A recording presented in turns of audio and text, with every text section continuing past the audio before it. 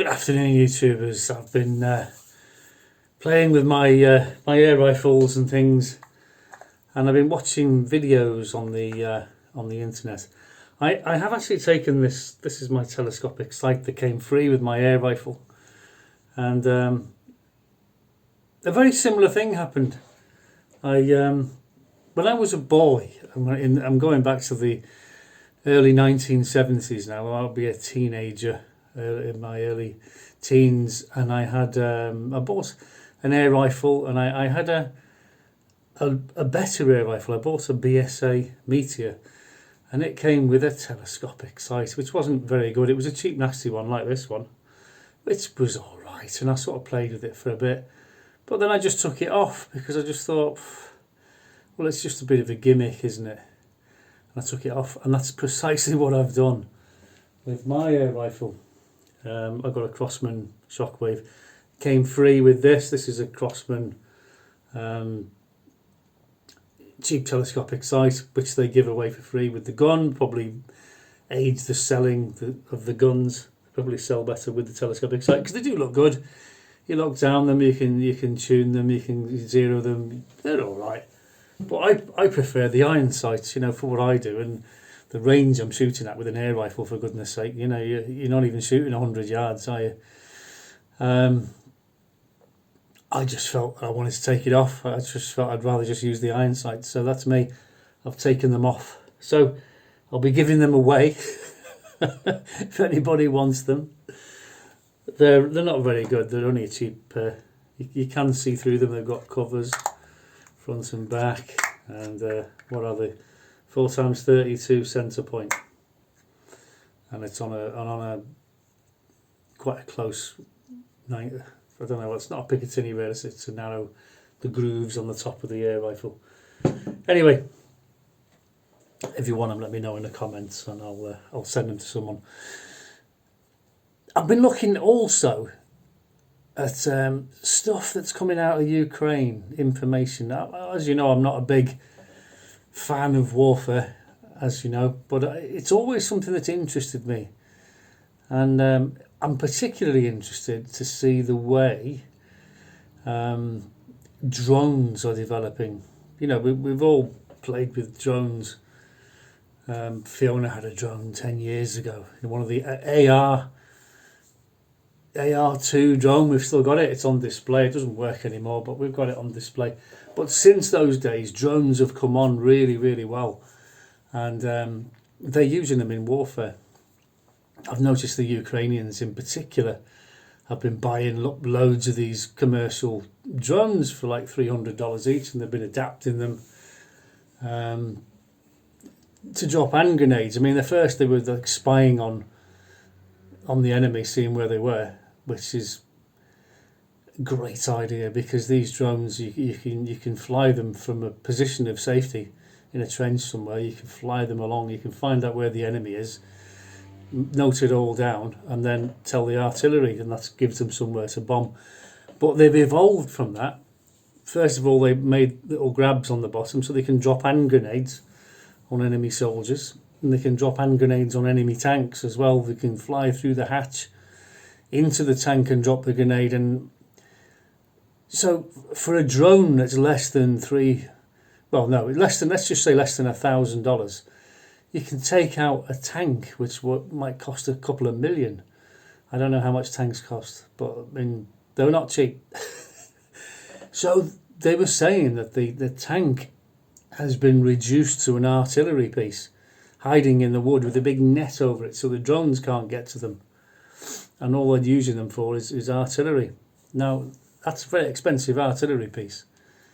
It can't go out in the open because the drone will get it. Now they've even brought out bigger drones, more expensive ones, that can carry an anti-tank mine. They're really nasty anti-tank mines, very, very powerful in a close area, and they can knock tanks out. Obviously that's what they're designed to do, but you drop an anti-tank mine on personnel, you're going to cause a lot of damage indeed. And I was particularly interested to see that these guys have now got VR headsets. You've seen my VR channel. It's called the Baron Flying Club. I've got VR headset, Oculus Quest 2, I think it is, and well, I know it is, and flight sim program. So I'm flying all kinds of different aeroplanes and helicopters and things around the country. But that's the future. That is the future of combat aviation. You will be able to. So you think it's just a game. It's not. It's not. Your kids, if they want a future in the military as a pilot, tell them to get a VR headset and flight sim program with a joystick, because that's going to be the way it's going to go in the future. I can see. I mean, I've been flying this Sea King helicopter around.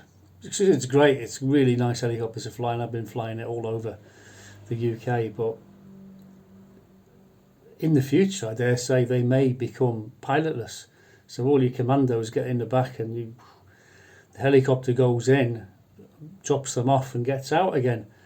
And there's absolutely no fear involved for the pilot, because if he loses the helicopter, they get a new helicopter. And of course, there's not all the case with the commandos in the back, because obviously you've got responsibility to them to get them in and out safely if you can. But you're always going to need troops on the ground. You're never going to surpass that problem. But who wants to be a troop on the ground when you've got drones dropping grenades on you and things like this? And there are missiles available that can shoot these drones down, but the drone costs like between $300 and $1,000, and the missiles cost millions. So you can see the flaw in that plan.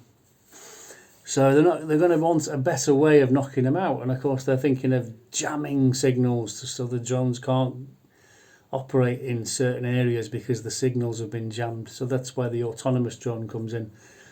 You can program it, to return to base if it loses the signal, and it's constantly evolving all the time. It's fascinating.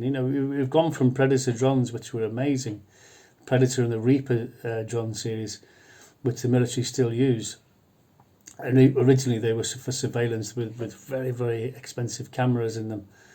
But nowadays they've got missiles and bombs and shit, and they can take out targets and things. They've been doing that for a long time. So that is the future. That is the future. And it's a very serious training aid, the VR headset, and the.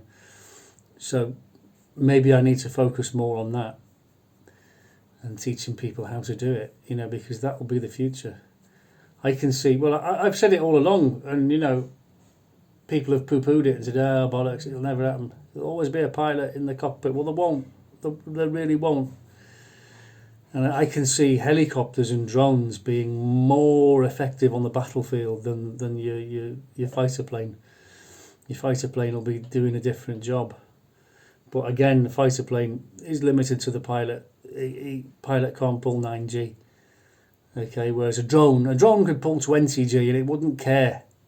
So the pilot is the weakest link, isn't he? So he or she is going to be removed from the cockpit before too long, and drones will be taken over. So the best way to get learning all about flying is to get a gaming PC and a VR headset and a joystick, and away you go.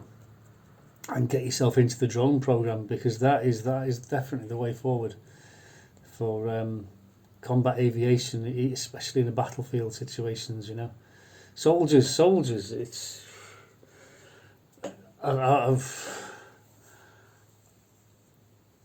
I'm lost for words really, because soldiers. You need soldiers. You can't have an army without soldiers, but they are so vulnerable now with the drone technology coming up. I mean, they've always been vulnerable. They used to be called cannon fodder, didn't they? But the technology is getting worse and worse all the time. The weapons are getting even more and more deadly. So who wants to be a soldier on a battlefield, for goodness sake? It's a very dodgy place to be. Anyway, that's my little video for today. So don't forget to like and subscribe to my flight sim channel if you like it. It's called Baron Flying Club. And for anyone who's interested in a career in the military, I would strongly recommend, take a look at that channel, have a look at some of the things I get up to, and then go and do it yourself, because it's really good training, hands-on experience. Helicopters are a perfect drone, aren't they? And if you're steering it with a VR headset, you can turn your head and everything. You can see around. That technology can take out tanks. It really is a reality on the battlefield today in the Ukraine. Think about it. Thanks for watching. Don't forget to like and subscribe. Ring the bell, etc., etc., etc.